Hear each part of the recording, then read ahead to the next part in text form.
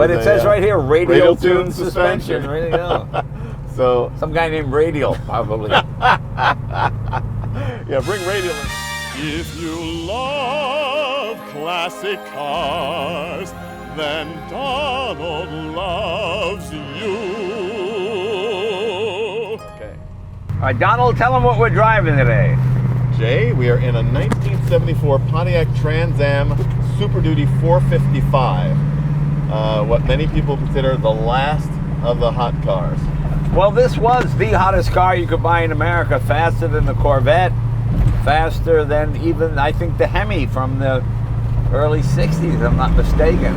Yeah, it had late 60s performance in 1974. Right. Which had all but disappeared thanks to insurance and the emission standards.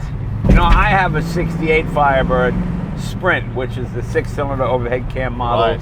which is the high-performance version of the 6, which I like just because it's so odd. You open the hood, even Pontiac goes, what is that? Because it didn't. The problem with that 6-cylinder Sprint was by the time you ordered the performance packs, you the headers and the quadrajet carburetor and the fork, it cost more than a V8. And of course in the 60s, why would you get a 6 when you could have a V8? You know. But I think that's probably a contributing factor, the fact that you like the way that Firebird drives versus the Camaro. Right. It's probably about the balance of the car, frankly. You've got just about all the performance with a better balanced car. This to me is an interesting car because it is fun to drive. It's big, it's noisy. It's the most powerful car you could get in the period because it did the quarter mile in under 14 seconds. When you realize nowadays you have street cars that do the quarter mile in under 10 seconds, it's unbelievable. But this really seemed like something. And you had the shaker hood, which I think they kind of borrowed from Dodge. I think Dodge started that. Yeah, and it's just, again, another great reference to the drag racing scene. Yeah. And, you know, this car seems like something which would be impossible to conceive of today. A sort of corporate nose thumbing at the authorities. It's like, yeah, okay, fine, we've got to calm everything down, we've got to dumb it down, we've got to make it less than it was, but we're still going to do this. And apparently there's a story about the fact that because this was an existing engine, they didn't have to go through the full 50,000 mile emissions testing on it, so that could also sort of sneak that through. Right. And don't forget, there was still that counterculture. Remember, join the Dodge Rebellion, and they showed like some kind of hippie chick and a guy with a goatee, and then they were, you know, they were driving Dodges because they're rebelling, you know. Exactly. All that kind of stuff. They're not the man. But I gotta admit, it is kind of fun to drive.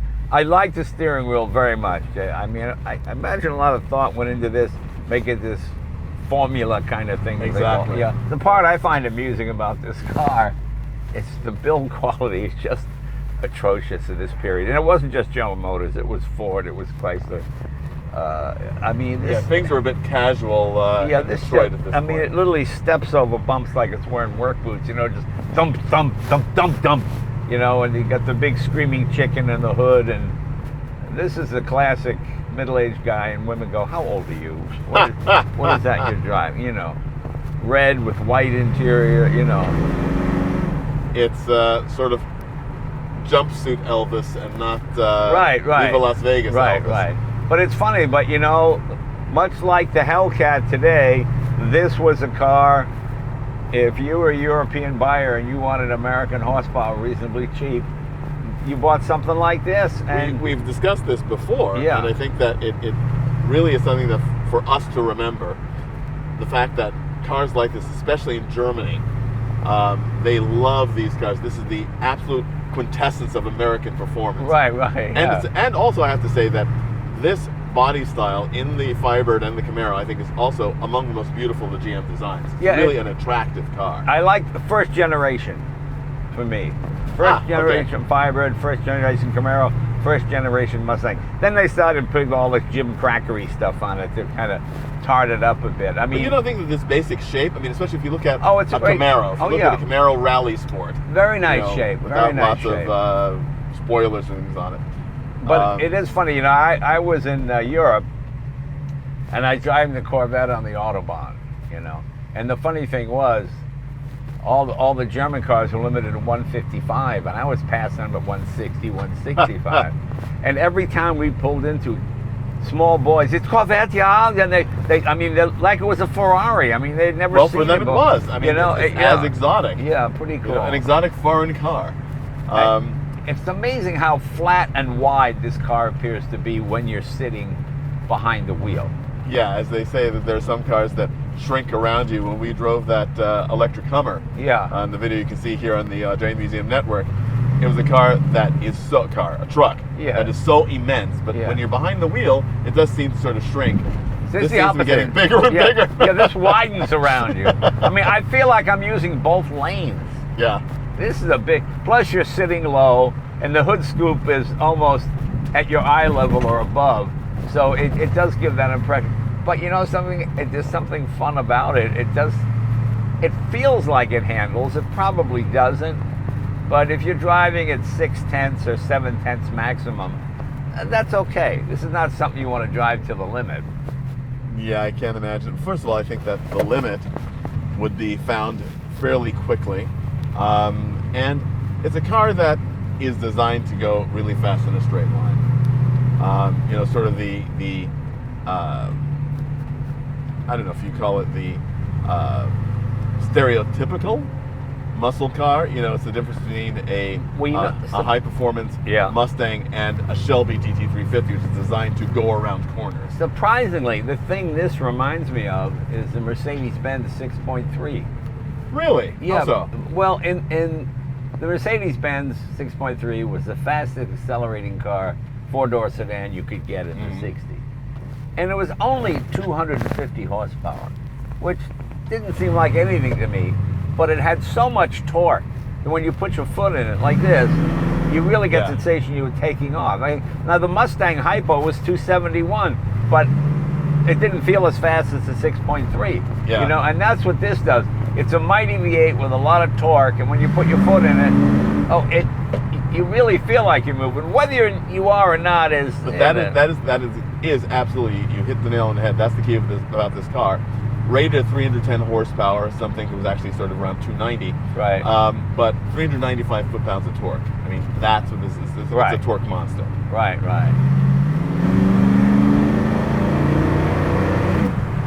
It makes a nice sound, too. It's not bad. Yeah. You know, it is fun to drive. You know, there are some cars, and back in the day, this would have been really fast. It's like I always say about the Lamborghini Miura. It's fun to drive swiftly. It's terrible to drive fast. Because it's, oh my God, it's all over. But driving it swiftly, you can have a good time and enjoy yourself. And you can with this. I mean, this, in a lot of ways, can keep up with the modern stuff. As long as you don't mind hearing a body panel or interior piece squeak and rattle every now and then. I remember I drove the pace car at Daytona in 2002, and it was last year of the Firebird. And they brought out every Firebird performance model they had to circle the track. And I had one of these, but it wasn't as good as this. I had my foot to the floor, and most I could get around Daytona was 110. It was na na na na na na na na. I mean, it was kind of shaking. It had been pulled out of the Heritage Collection. I don't think anybody had done anything to it. Right. So I really didn't think it was fair, but 110, 112, boy, it wouldn't go much more than that. And then plus you can feel it moving around on those. The tires are probably the original tires. Nice old hockey pucks. But this just conjures up images of Burt Reynolds and all of that. And I never got the big chicken on the hood thing. It's a Firebird. It's the Phoenix rising from the ashes. I know. It's slightly embarrassing. I like my performance understated. Yeah. When I bought my MP412C McLaren, everybody said the styling's kind of dull. But you know something? It holds up very well. I've had the car 10 years. And people go, oh, is this brand new? No, it's 10 years old, really? So it's not like a Countach, which has got 1984 written all over it, and you actually have to put on a white suit in order to get the car to start. It's like an interlock. Yeah, I mean, this thing is fun to drive. I don't think anybody would be disappointed not having a good time in this car. But we'll have to see, because it's a very funny thing. You know, a lot of people have the impression that I only like Italian cars and you know, totally Eurocentric in my driving tastes, which is not true. I like a lot of different cars and a lot of American cars as well. But how many American cars have you owned? I've owned a good number of American cars. I know your voice went up there. Defensively. I've owned a couple of American cars. I've had, my very first car, of course, was a Corvair. Right. Which I absolutely loved. But very European. Absolutely. Yeah. I've owned a bunch of Ford SUVs. Right. But those are. Let's see, what other American cars have I had? A Buick Centurion convertible. It's a real barn burner. Actually, that's a really underrated car. And what year was that? 1973. Well, that's an enormous 455, car. absolutely. 455 Wildcat V8 engine. Right. It was an absolutely great car. Let's see, I'm struggling now because I'm reaching to the American side of the ledger, and I come up with Japanese cars. Right. But it's I still have a bunch of American cars on my must-own list. You and I discussed before that I have to have a 55 Thunderbird, even though it's not a great car, but I just have this sentimental attachment to it. I absolutely must have a 65 Mustang K-Code Fastback because I love them. And in defense of our generation, in the mid-'70s, American cars were not very good. They just, you know, that's when the Japanese was starting to take hold. And I remember Chrysler just pushing out K cars. I remember all the jokes we used to do. You know, how bad were cars A through J, and you know, some assembly required. The dealer would tell you when you bought the car, well, some assembly required. You know. Well, it is a very interesting thing that going back through the mental inventory, I think that I look to German, Italian, English cars for entertainment and American cars for utility. Yeah, that's probably true. Yeah. And the fact that in the very early 80s, you could pick up something like this for $1,200. Right. I remember passing on a Shelby GT350 for $600. Oh. Well, it was pretty beat, but it was a real. I mean, it had the real, you know, numbered car. I just thought it needed too much work. That same car today would probably be 80, 90,000 in that rough condition. And it is also one of those things that, and you know, this handles pretty good. It handles fun. I mean, I'm not a race car driver, so I can't say how well it handles. But as a driver who likes to drive on the road, I find it extremely entertaining and a lot of fun, and just that kind of old-fashioned downshift to second. You go, you know, that shift from, you know, hilarious.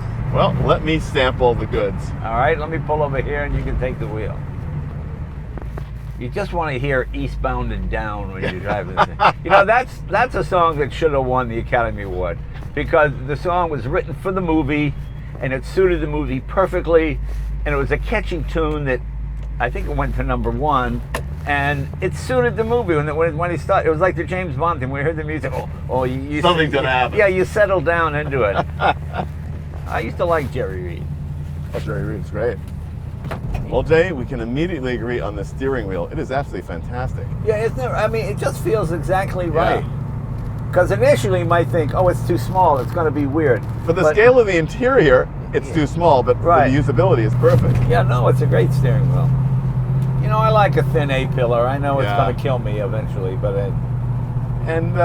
even the rear window, the C-pillar of this car is really wide, but the back window is really big. Right. So you can actually see out of it. And the brakes sort of stop you. Yeah. But the one thing I notice about this car is you pay attention while you're driving it. There's nothing to distract you. Yeah. You know, if you want to change, you just reach over and you hit a button on the radio and it changes. I don't have to look at it. Did you enjoy this selection? Yes. Would you choose it again? Yes, I would. How often? Let me scroll through the menus. Yeah. I mean, and choose a different dash layout while I'm. Anytime I've almost had an accident, it's always because of down. And the navigation system is the Philips 66 map that you have in the glove box. Remember maps? Yeah, I remember gas stations giving them out. Yeah. I've got some from the 20s and 30s, which are interesting. Those are the ones that also list the motels and hotels, because you had to figure out where you're going to stop as well. Right. And back in the old days when you could actually run out of gas and not have a panic because you weren't driving a fuel-injected car with, There's actually an interesting test on this little loop that we do, how the cars respond to that very tight turn. And this actually, I know, really well. So I expected to just lean terribly, but it's not. It's actually okay. But it says right here, radial tune suspension. There you go. So some guy named Radial, probably. It is funny. This was the fastest car you could get in 1973 or 74 too. And it's a thing that one thing which is performance is relative to era. Speed is not. Speed is speed. And but how that speed feels, that's the thing. As you've got a lot of great. Everybody waves at this car. Well, they're waving at you. The car does attract a certain amount of attention, but well, speed is the only new sensation of the 20th century. I don't know if we ever talked about this, but I remember reading a thing. They said if you take a baby and you put it in a room and you turn the lights out, the kid will cry. Take a baby in a convertible home up over the windshield, because there's no inherent fear of speed. I don't know. Well, I think that's what drives ultimately race car drivers. Yeah.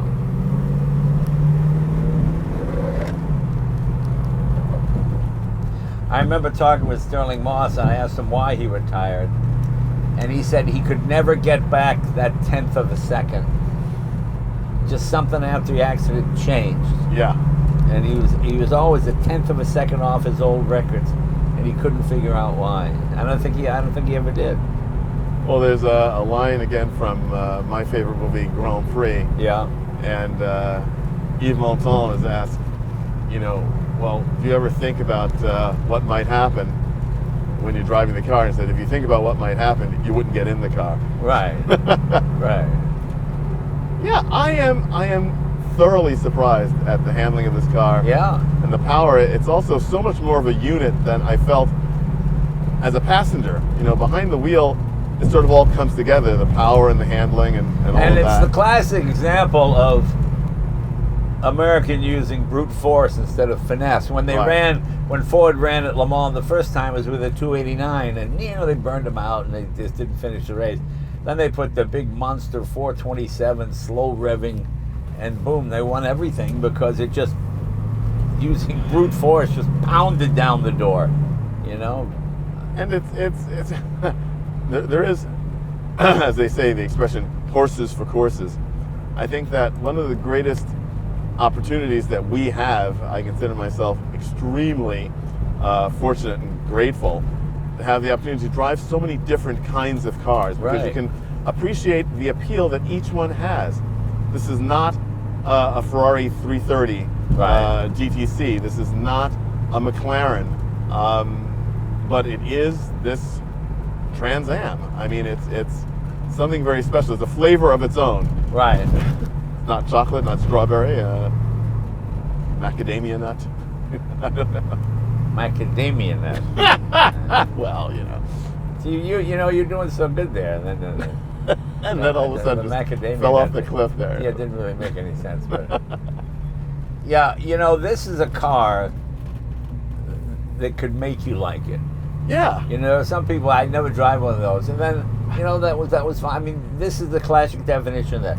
This would change your opinion, because for a lot of people, the chicken on the hood and all the numbers plastered all over 455, it's in your face. It's too much, But then you drive it and you go, oh, this is pretty good. I like this thing.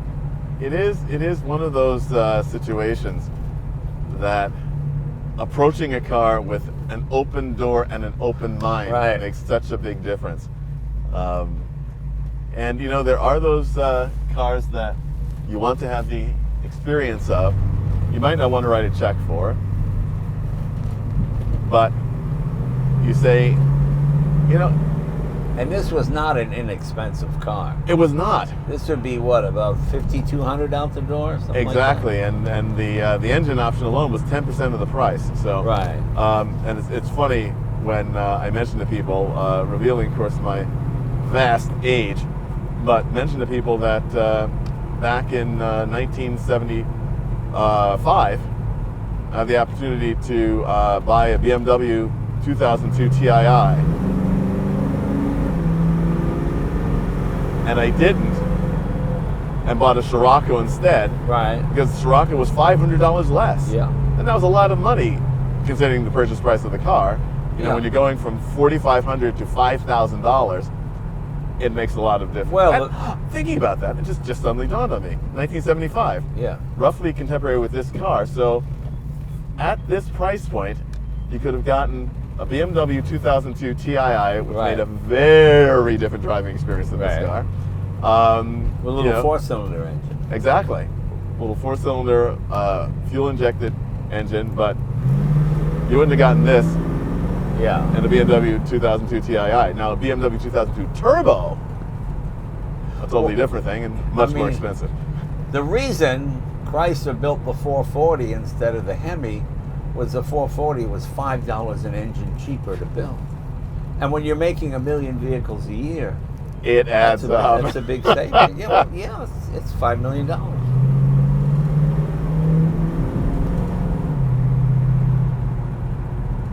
Well, you know, Jay, once again, it pains me to admit it, but you've further opened my eyes to the possibilities of what exists, and I have to look again at my ultimate list of cars I have to own and put some more American cars on it. Yeah, I think so. I think I love what America's doing now. I mean, every car Oh, yeah. company out now is all engineers. You know, it's not all marketing guys. This is Bob from Maytag and, you know, all that kind of stuff.